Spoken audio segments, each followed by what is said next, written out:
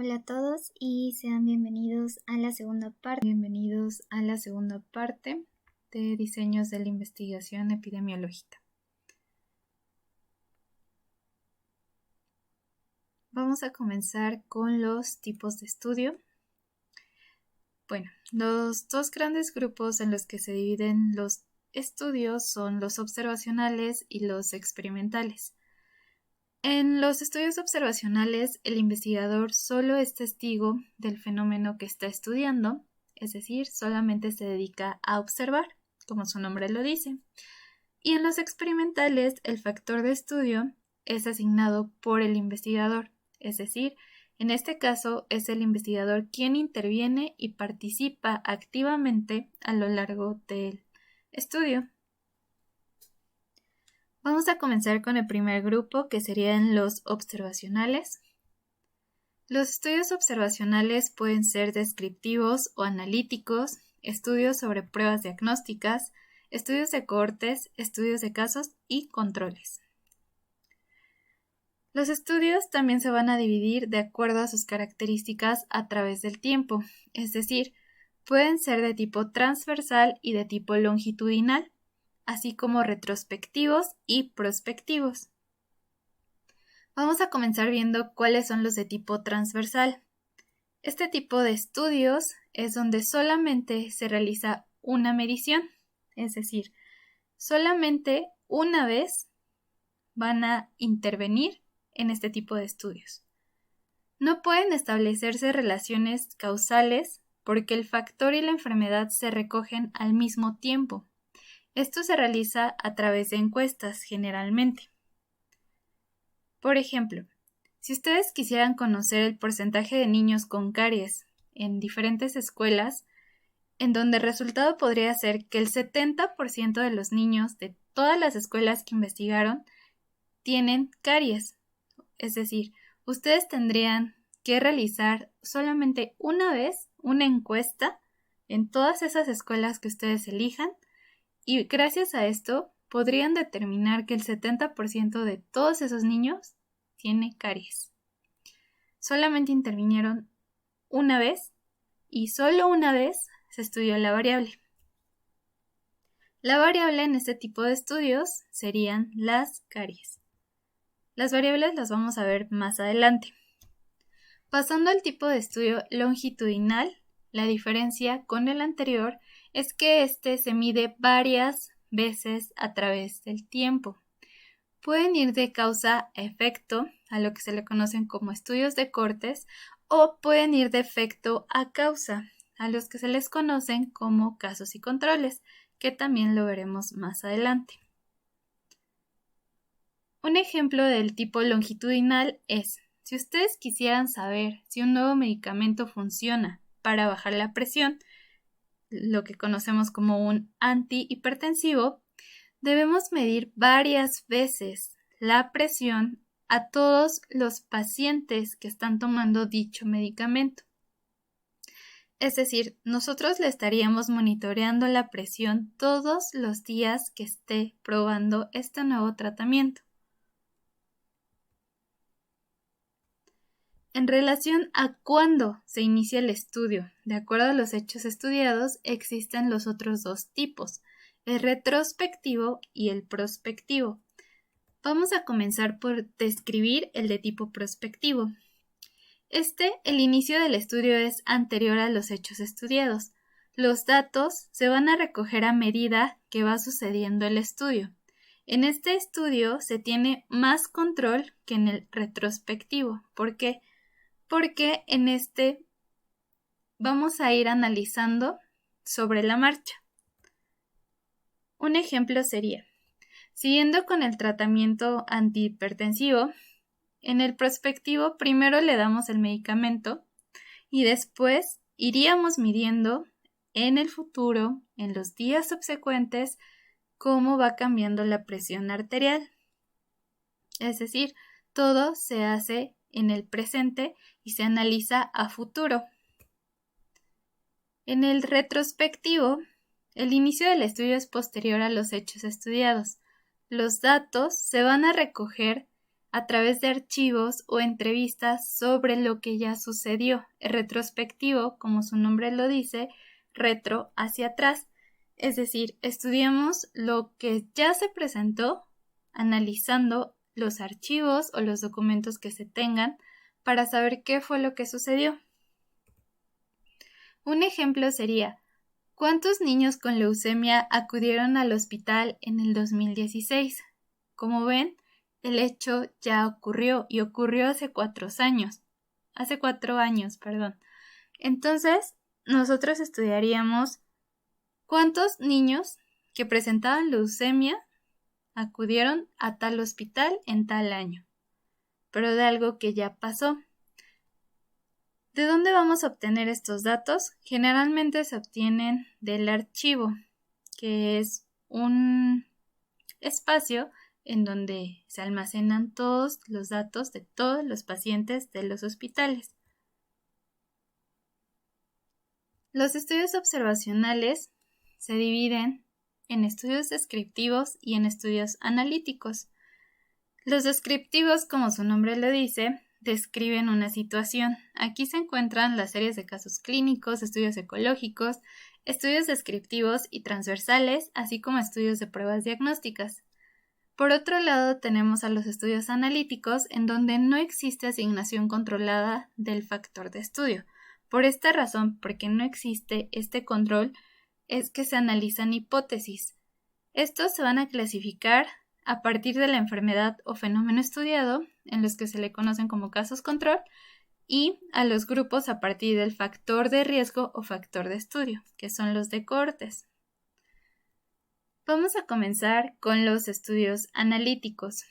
Se va a analizar una hipótesis a partir de la causa-efecto o del efecto-causa.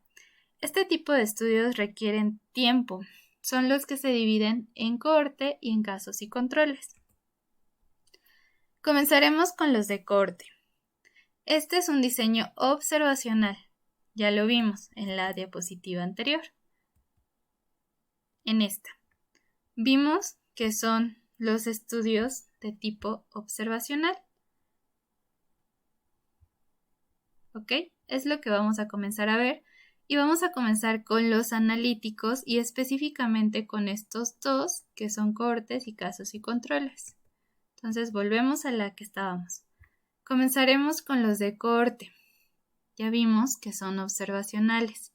Son analíticos, longitudinales, es decir, se miden varias veces. Recuerden que los transversales solo se miden una vez. El de cohorte es de tipo longitudinal. Esto nos quiere decir que se miden varias veces. En este caso se van a comparar dos cohortes o dos grupos dentro de la misma cohorte, que difieren en la exposición al factor de estudio con el objeto de evaluar una posible relación causa-efecto. Es un diseño de tipo analítico, no experimental. Al ser no experimental, es de tipo observacional, en el que dos grupos de sujetos, uno con el factor de riesgo, que es la cohorte expuesta, y otro sin él, que es la cohorte no expuesta, van a ser observados, recuerden que es de tipo observacional, y estudiados a lo largo del tiempo con la finalidad de observar la presencia del fenómeno estudiado. ¿Están de acuerdo que si se van a estudiar a lo largo del tiempo, es necesario que se realicen varias mediciones? Es por esto que se considera un estudio de tipo observacional, no experimental, longitudinal y analítico, porque se está realizando un análisis de lo que está pasando a través del tiempo. Partimos de un grupo que no tiene la enfermedad. Esto es muy importante. Los estudios de cohorte a los que vamos a estudiar no tienen la enfermedad y los vamos a observar en el tiempo. Recuerden que es de tipo observacional. El investigador no interviene, solo observa. Entonces, partimos de que este grupo es un grupo sano, no tiene ninguna enfermedad. Pero sí existe un factor de riesgo. Por ejemplo, el tabaquismo. Entonces, Ese grupo al inicio se encontraba sano, no tenía nada. Sin embargo, se encontraba expuesto a un factor de riesgo que, estudiándolo a través de los años, desarrolló más enfermedades de tipo, por ejemplo, cardiovascular, debido a esta exposición en comparación con la población que no fumaba. Aquí tenemos un diagrama en donde nos explica claramente lo que está sucediendo en este tipo de estudios. Tu estudio inicia aquí, en el presente. ¿Ok? Entonces, esta flechita nos indica que estamos iniciando en el presente y que todo lo vamos a analizar a futuro. Como ven, la población de estudio no tiene la enfermedad, pero puede estar el factor presente o ausente. Por eso tenemos dos tipos de cohorte y vemos si desarrolla una enfermedad o no la desarrolla, si la desarrolla o no la desarrolla en el futuro. Se dice que la vida no es como las matemáticas. Cada quien evoluciona de manera diferente. Eso, pues, es lo grandioso del cuerpo humano. Nunca sabemos cómo va a reaccionar un paciente y cómo va a reaccionar otro paciente. Por esta razón, en los estudios de cohorte se requieren muestras muy grandes. No son válidos los casos anecdóticos y, como aquí les menciono, fuma un cigarrillo y le da cáncer. Ese es un caso de tipo anecdótico.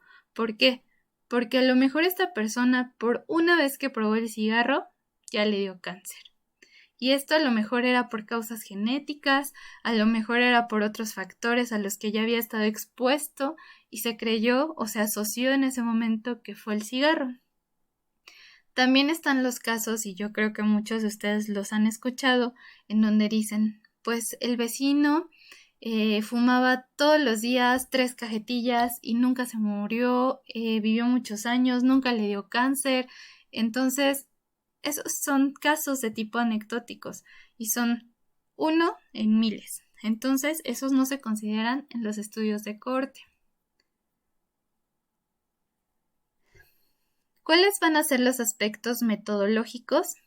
Pues el primero es la identificación de las cohortes.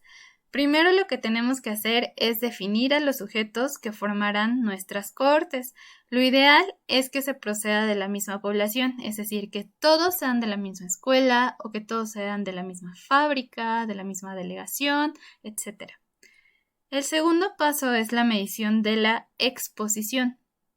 Tenemos que definir lo que se considera una exposición y cómo se va a medir.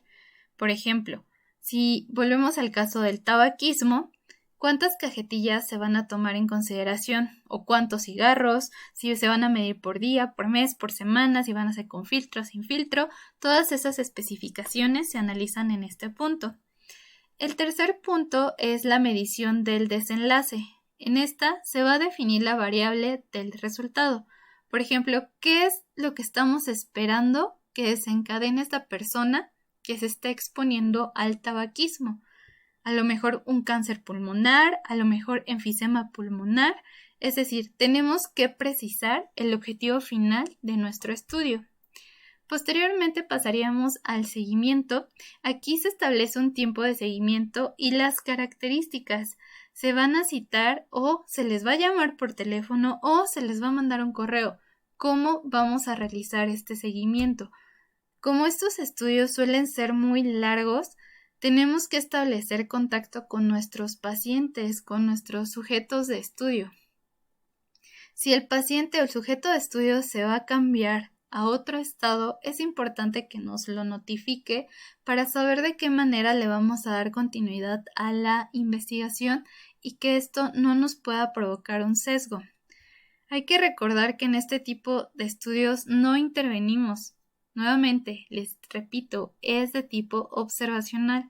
Nosotros no le vamos a dar los cigarrillos a todos y le vamos a decir fúmate 5 cajetillas diarias y vamos a ver si desarrollas cáncer de aquí a 10 años.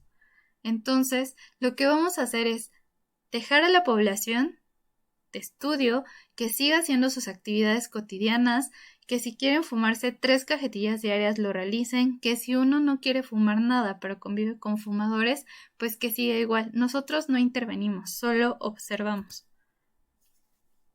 Pasamos al segundo tipo, que sería el de casos y controles. Hasta aquí llegamos a lo de cortes. Los de casos y controles son diseños también analíticos y no experimentales, es decir, también son observacionales. Se van a seleccionar de la población dos grupos, uno que sí tiene la enfermedad y otro que no tiene la enfermedad. Los que tienen la enfermedad se le van a denominar casos y los que no la tienen controles. Este es de tipo retrospectivo. ¿Qué significa esto? Pues que estamos en el presente y que vamos a analizar el pasado, es decir, la presencia o exposición al factor de estudio en cada uno de los casos. Igual este diagrama explica perfectamente cómo es este estudio. Tenemos a nuestra población en el presente. Nuestro estudio inicia aquí, en el presente. Tenemos a los casos y tenemos a los controles. Recuerden que los casos son los que tienen la enfermedad y los controles son los que no la tienen. Entonces, los casos que sí la tienen, se van a analizar los expuestos y los no expuestos, también en los controles, expuestos y no expuestos, pero de lo que sucedió en el pasado. Nuevamente, se parte de un grupo que ya está enfermo. Un ejemplo de esto sería los pacientes que tienen cirrosis hepática. Se compara con un grupo control, el que no tiene cirrosis hepática. Recuerden que esos son los controles. Los grupos de estudio deben de tener la misma edad, el mismo sexo o el mismo estilo de vida o el mismo trabajo, que vivan en la misma ciudad, ya que no va a ser lo mismo que estudiemos a una población de adultos mayores con una población de adolescentes. ¿Por qué? Porque no tienen las mismas características, porque no tienen el mismo trabajo, no están expuestos al mismo ambiente. Por eso se busca que tengan características muy similares. Entonces, si ya tienen la enfermedad, ¿cómo podríamos intervenir nosotros? O sea, ¿cómo podemos observar? Bueno, en este caso se van a estudiar los antecedentes de ambos grupos. Y volviendo al ejemplo de cirrosis hepática, detectamos que el porcentaje de los que desarrollaron cirrosis fue porque el 100% tomaba alcohol y en el grupo sin cirrosis solo el 10% lo hacía. Esto nos podría afirmar que el alcoholismo es un factor para desarrollar cirrosis hepática. Eso actualmente nosotros ya lo sabemos, sin embargo, hace muchos años se tuvo que hacer este tipo de estudios para determinar que el alcoholismo era una de las causas que provocaban la cirrosis hepática. ¿Cuáles son los aspectos metodológicos de los casos y controles? Pues hay que tener una definición clara y precisa de los casos, que son los que tienen la enfermedad, y los controles, que son los que no la tienen. Estos se deberían de seleccionar de la población de donde proceden los casos, lo que platicábamos anteriormente, buscar características similares para que pueda tener un mejor enfoque este estudio. Deben tener la probabilidad de haber estado expuestos y deben tener ambos grupos una estructura similar para que puedan ser comparables. Las ventajas de los casos y controles es que son menos costosos, tienen una menor duración, son útiles para el estudio de enfermedades raras con fuerte asociación a la exposición y permiten analizar varios factores de riesgo para una enfermedad. ¿Por qué digo que tienen una corta duración a diferencia de los de cohorte? Porque ha habido estudios de cohorte donde han pasado hasta 3 generaciones de investigadores. Imagínense 3 generaciones de investigadores analizando una población. Entonces suelen ser a veces estudios muy largos para ver qué sucede en 10, en 20, en 30, en 40, en 50 años. Todo depende de lo que se busque encontrar. Y por eso, a diferencia de los de corte, los casos y controles pues suelen ser de corta duración. ¿Cuáles serían las desventajas? Pues no estiman directamente la incidencia, dado que se inicia el estudio de casos ya existentes. No podemos determinar exactamente si lo que creemos que causó esta enfermedad lo causó. La secuencia temporal de riesgo-enfermedad no es fácil de establecer, no son útiles para el estudio de exposiciones poco frecuentes. Entonces, ¿cuál sería la diferencia entre diseños de cohorte y los de casos y controles? Recordemos que ambos son de tipo observacional y que ambos son descriptivos. En este sentido, la principal diferencia radica en la selección de los sujetos de estudio. En un estudio de cohorte, se parte de un grupo que inicialmente se encontraban exentos de la enfermedad. Se les sigue a través del tiempo para registrar la ocurrencia de una enfermedad, es decir, se parte de la causa al efecto. En contraste, en el estudio de casos y controles se seleccionan a los sujetos de estudio en función de la presencia de la enfermedad. Y recuerden que aquí se partiría del efecto en busca de una posible causa. Los sujetos ya están enfermos. En resumen, los de cohorte partimos del presente. Todos están sanos. Y los seguimos en el tiempo y vemos qué factor se asocia para desarrollar una enfermedad. En contraste, en el de casos y controles, partimos de sujetos que ya están enfermos y se busca una similitud con los que no están enfermos para dirigirnos al pasado. Es decir, vamos a estudiar sus antecedentes. Si lo quisiéramos ver de una manera mucho más resumida, diríamos que los de cohorte van de la causa al efecto y los casos y controles van del efecto, porque ya están enfermos, a una posible causa. Es decir, vamos a investigar por qué se enfermaron. ¿Recuerdan esto del inicio? Pues ya terminamos de ver los estudios analíticos. Ahora vamos a pasar con los estudios descriptivos, las series de casos clínicos y demás. ¿Qué son las series de casos clínicos? Estas van a describir cómo le fue a los pacientes con cierto tratamiento. Por ejemplo, existen ocasiones que se descubre una enfermedad nueva y para esto se tiene que hacer una relación clínica patológica para saber cuáles van a ser las características de esta nueva enfermedad. Y como aquí les pongo, ¿qué noticia quiere? ¿La buena o la mala? La buena, doctor. Le vamos a poner su nombre a una enfermedad. Entonces, es el caso típico en el que el paciente va porque no saben ya qué tiene, ya pasó por varios doctores, nadie sabe qué es lo que le está ocurriendo a su cuerpo y descubren que es una nueva enfermedad. Entonces se hace una relación clínica, patológica, para saber cómo la van a diagnosticar a futuro. Los estudios sobre pruebas diagnósticas son un tipo de estudio que van a requerir una mención especial. Estos tratan de conocer la capacidad diagnóstica de una prueba, es decir, la capacidad para clasificar a una persona según la presencia o ausencia de una enfermedad. Para esto es necesario tener un gold estándar para que podamos comparar nuestros resultados. Las pruebas diagnósticas estiman la capacidad para discriminar entre personas que sí padecen la enfermedad o las que no lo padecen, pero tienen síntomas similares.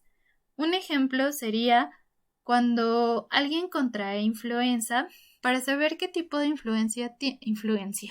para saber qué tipo de influenza tiene, se van a analizar cuáles son los signos que presenta y qué pruebas diagnósticas se le pueden hacer para saber a qué tipo de influenza pertenece.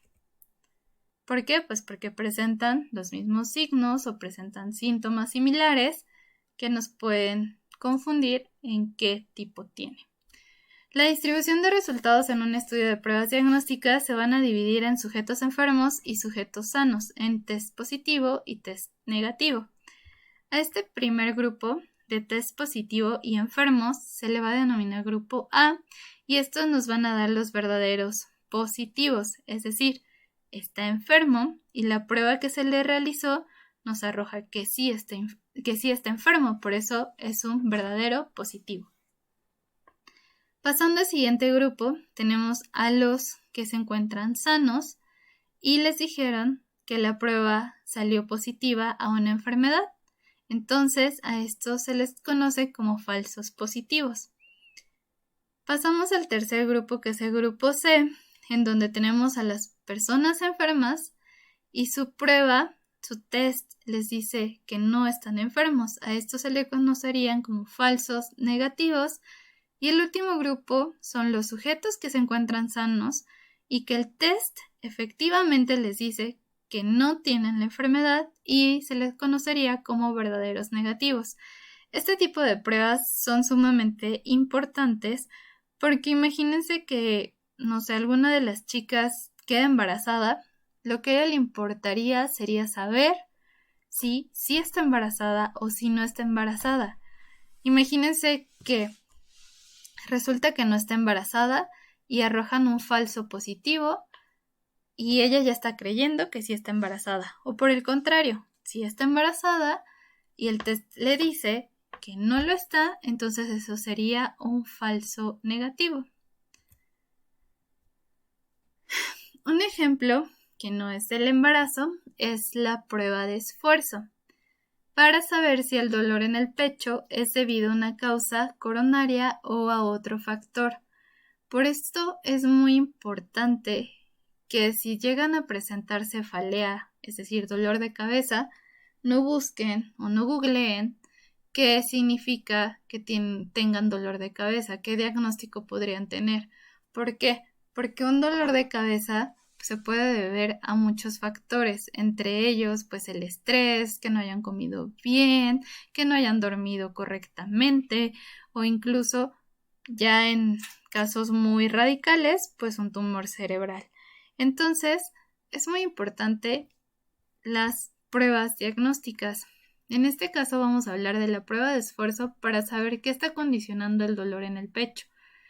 Tal vez ya descartaron que no es ansiedad, ya descartaron que no es estrés y al paciente le sigue doliendo. Entonces, el médico decide realizar una prueba de esfuerzo.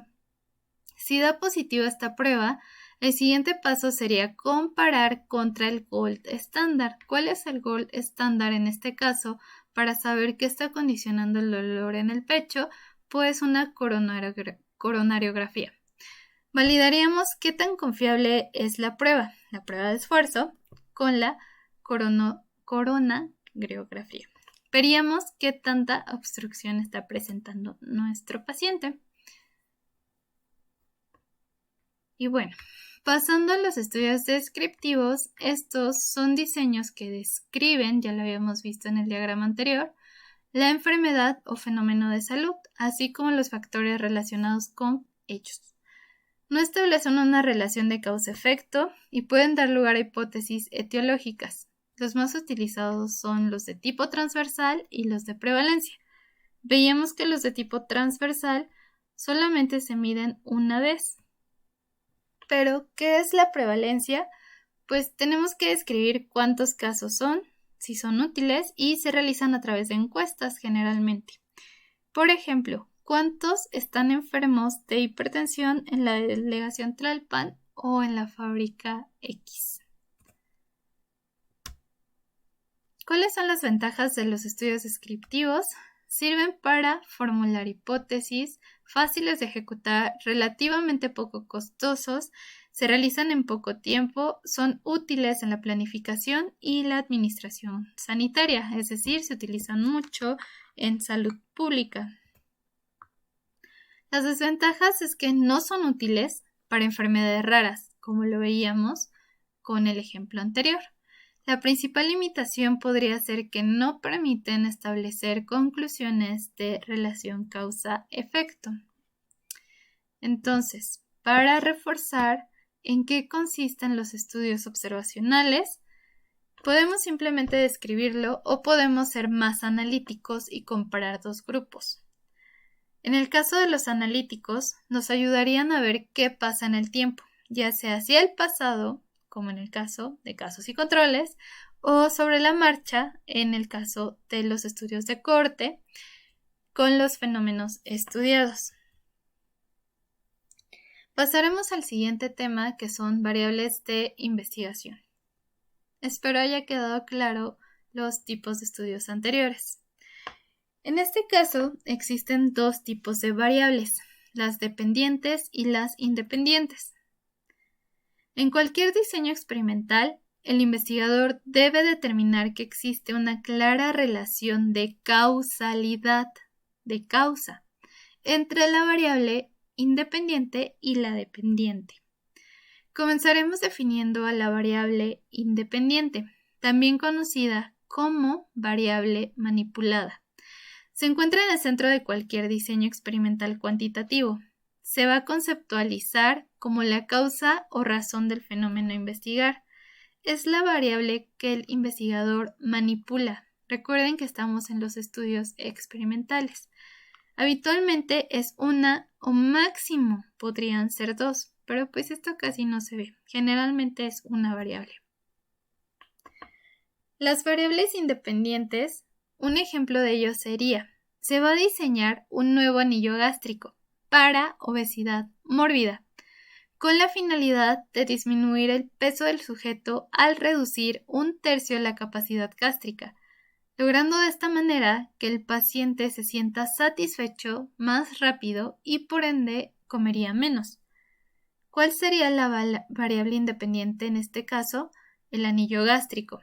Y todo lo que suceda después del anillo gástrico se lo vamos a atribuir a la variable dependiente. Entonces veremos, ¿qué es la variable dependiente? Es aquella que depende, como su nombre lo dice, de cómo se modifica la variable independiente. Da como resultado los efectos de la variable independiente. De manera conceptual se define a la variable dependiente como los cambios sufridos por los sujetos como consecuencia de la manipulación de la variable independiente por parte del experimentador o investigador. Como consecuencia del independiente pueden ser varias las variables dependientes. Recuerden que en las variables independientes generalmente es una y las dependientes pueden ser varias. Un ejemplo es los efectos de la manipulación del anillo gástrico. Es decir, si el investigador lo aprieta más, la capacidad gástrica se va a ver más reducida, entonces el apetito del paciente disminuiría aún más. Esto va a influir en el apetito del paciente. Entonces, ¿cuáles serían nuestras variables dependientes tomando en cuenta que el independiente es el anillo gástrico? Pues una de ellas, el apetito. Y una de las más importantes que están buscando en este estudio sería la disminución de peso. Pero pueden presentarse variables no deseadas que también son dependientes. Por ejemplo, no esperaban que con el anillo gástrico se presentara desnutrición o que incluso se presentaran cambios psicológicos. Y a pesar de que no esperaban ninguna de estas dos, también se deben de considerar como variables dependientes. Un ejemplo también sería efecto del medicamento Z para disminuir el dolor en la artritis. ¿Cuál es nuestra variable independiente? El medicamento Z, ya que el investigador va a ser el que va a controlar las dosis. La variable dependiente sería la disminución del dolor. ¿Por qué? Porque va a depender de lo que haga el investigador con el medicamento si disminuye o no el dolor. Otras variables dependientes no deseadas que tal vez se podrían manifestar con este uso del nuevo medicamento Z podrían ser diarrea, gastritis, cefalea, entre otros. Otro ejemplo sería: se quiere realizar un estudio en donde los sujetos van a realizar ejercicio aeróbico durante 30 minutos, 5 veces a la semana, para disminuir el peso durante 3 meses. Nuestra variable independiente sería el ejercicio aeróbico y la dependiente es la disminución de peso. ¿Por qué? Porque a través del ejercicio y la cantidad de ejercicio que realicemos va a disminuir más o menos nuestro peso. Otras variables dependientes que se podrían encontrar al realizar ejercicios serían disminución del estrés y que tal vez aumentan la concentración. Entonces, todo esto, todas las variables dependientes van a depender, como el nombre lo dice, de la cantidad de ejercicio que estén realizando. Ahora sí, una vez definido qué es una variable, vamos a estudiar los experimentales. ¿Cuáles son las diferencias entre un estudio observacional y uno de tipo experimental? A diferencia de los estudios observacionales, los experimentales permiten establecer una asociación causal entre las variables.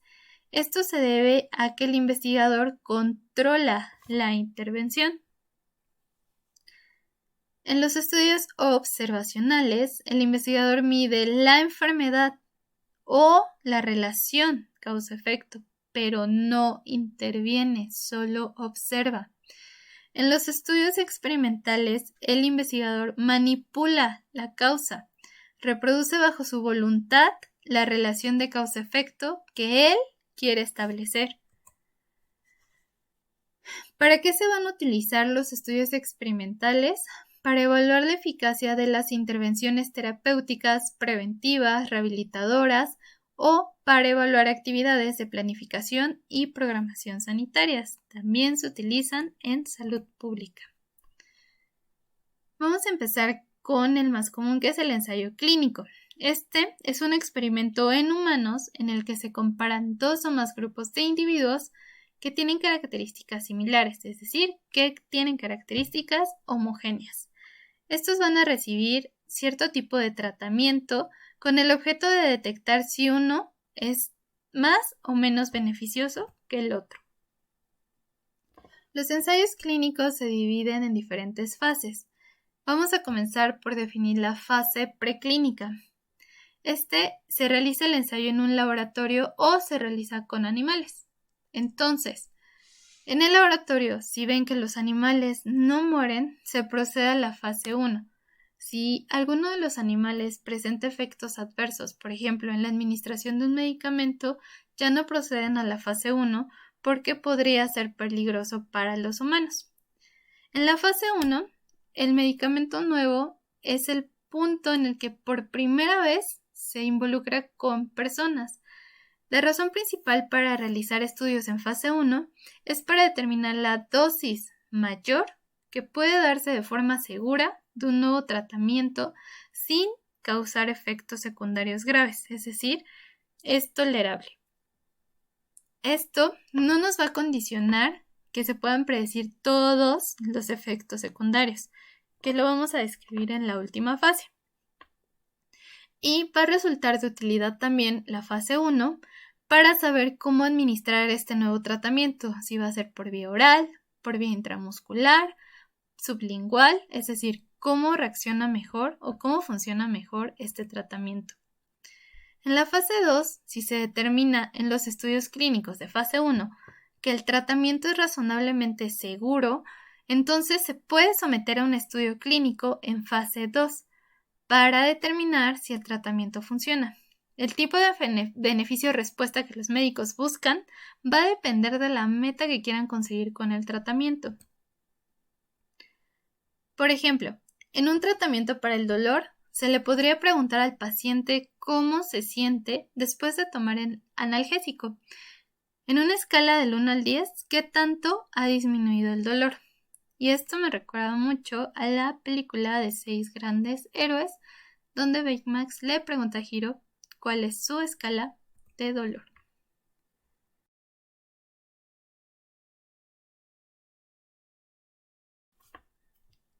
Y bueno, eso es todo lo que vamos a ver del video, pero como ven, es muy importante preguntarles a los pacientes en este tipo de estudios cuál es su escala de dolor, si ha disminuido, ha aumentado, indicándole al paciente que 1 es el más bajo y 10 es el más alto. Cuando se trabaja con niños, generalmente lo que se realiza, como lo veíamos en la película, es utilizar un una escala con caritas, porque para los niños se vuelve más fácil identificar qué tipo de dolor tienen. Como lo vemos aquí en el número 10, sería un dolor insoportable, y en el número 1 no presenta dolor. Entonces este tipo de escalas son muy utilizadas cuando se trabaja con niños.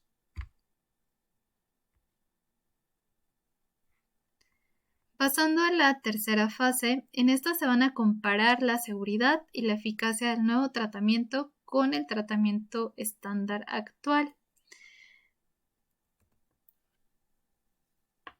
Debido a que los médicos aún no conocen cuál tratamiento es mejor, por eso están investigándolo, a menudo los participantes que van a recibir el tratamiento y los que van a recibir el tratamiento nuevo se escogen al azar, es decir, se realiza una asignación aleatoria. Porque imaginen que todos quieren probar el nuevo tratamiento y todos se mueren. O sea, sería un caso muy trágico, pero pues puede suceder. Entonces, por eso es muy importante que la asignación sea de manera aleatoria y siempre que sea posible, tanto el doctor como el paciente van a desconocer cuál tratamiento es el que está recibiendo el paciente. Este tipo de estudios se les llaman de doble ciego y tienden a ser los mejores. De esta manera evitamos que el grupo que se encuentra con el placebo comience a reaccionar, es decir, que provoque un sesgo.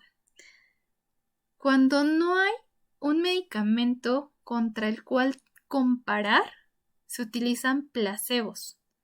Digamos que es un tratamiento tan innovador que no existe ningún tratamiento en el mercado, no hay nada estándar contra qué compararlo. Entonces, solamente en este caso, bajo las normas oficiales mexicanas, está permitido el uso de placebos. En este caso, si le dijéramos al paciente que él es el que está con el placebo, evidentemente va a decir, no me está haciendo nada. Pero si le decimos que está con el nuevo tratamiento, puede que comience a mentir o que incluso se empiece a sentir bien psicológicamente cuando el dolor sigue prácticamente igual. Por eso es muy importante que el paciente desconozca qué tipo de tratamiento se le está dando. Por eso se hace la asignación aleatoria.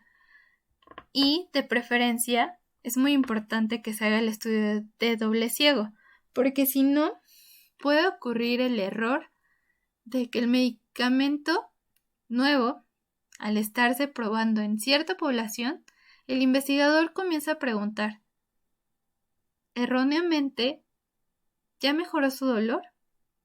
Esa pregunta, en primer lugar, está mal planteada. Recuerden que tendríamos que cuestionar en una escala del 1 al 10 cuánto es su dolor y no decir, no inferir una respuesta diciendo, mejoró su dolor, ¿verdad?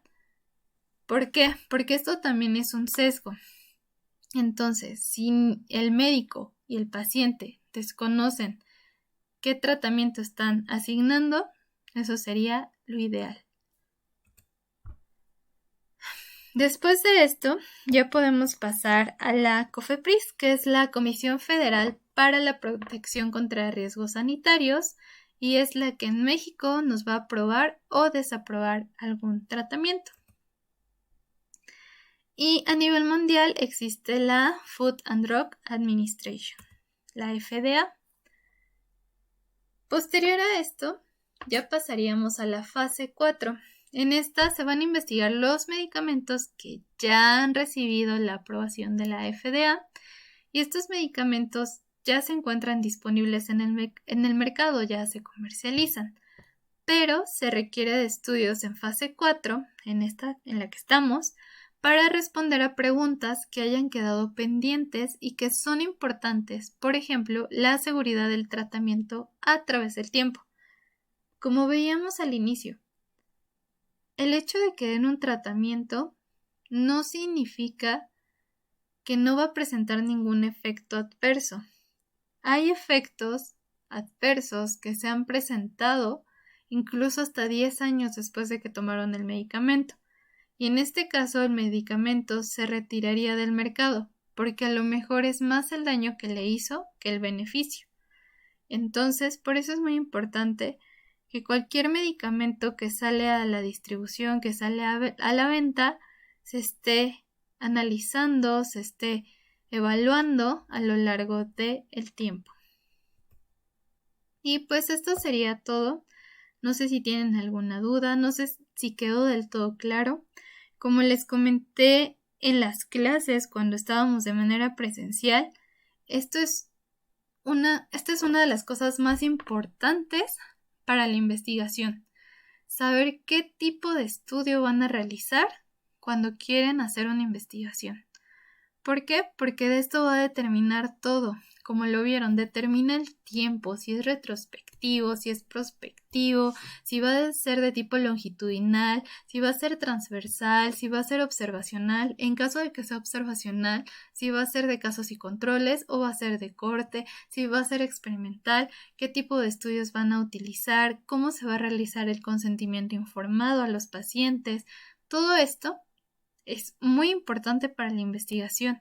Entonces, espero que les haya quedado muy claro el tema y en caso de que no, ya saben que cualquier duda la pueden dejar en la publicación de este documento en Facebook porque les voy a dejar el archivo publicado en el grupo, además del video, al cual pueden recurrir las veces que deseen o pueden incluso mandarme un correo preguntándome cualquier duda que presenten. El caso es que les quede completamente claro el tema para que cuando empiecen a realizar estudios, que ya va a ser el próximo semestre, pues no tengan ninguna duda. Y sobre todo cuando ya lleguen a la titulación, que sería el 9º semestre, a seminario de titulación, pues puedan trabajar sobre esa metodología y aplicarla en su servicio social. ¿Esto en qué les va a ayudar? Pues en que ya habrán avanzado bastante en la parte teórica, metodológica, para nada más aplicar su estudio. Entonces esto les daría una gran ventaja competitiva a lo largo del tiempo, porque mientras algunos compañeros a lo mejor apenas están pensando qué estudiar, me refiero a qué investigación hacer para titularse, ustedes ya habrán aplicado y ya tendrán resultados. Entonces, ya dependerá de ustedes qué tanto quieran aprovechar esta información para beneficio de su titulación en este caso, que es lo más cercano, o como les he comentado, si en un futuro desean trabajar en esta rama, la investigación en nutrición, pues esta es una grandiosa oportunidad para que despejen todas las dudas que tienen.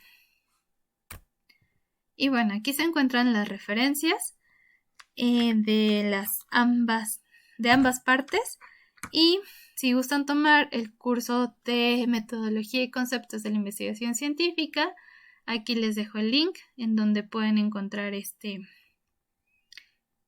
curso.